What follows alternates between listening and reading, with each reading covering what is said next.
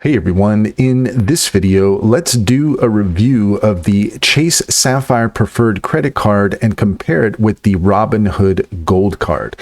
In order to do so, here we are at robinhood.com/credit card, and we're also at creditcards.chase.com. So let's take a look here at the Chase Sapphire Preferred Credit Card. You can apply here if you want to get the Chase Sapphire Preferred Card, and you can get 60,000 bonus points, 3 times on dining, 2 times on travel, and you can see here a variety of the rewards and benefits that you can take advantage of.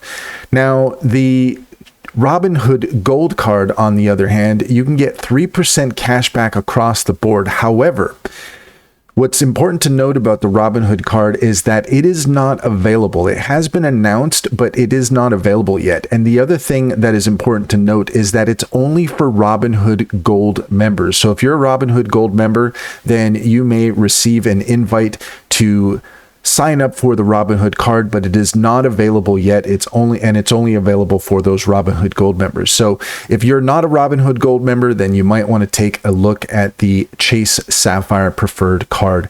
And that's all there is to it. If you found this video helpful, please leave a comment and like and subscribe, and don't forget to set your notifications for more helpful tips.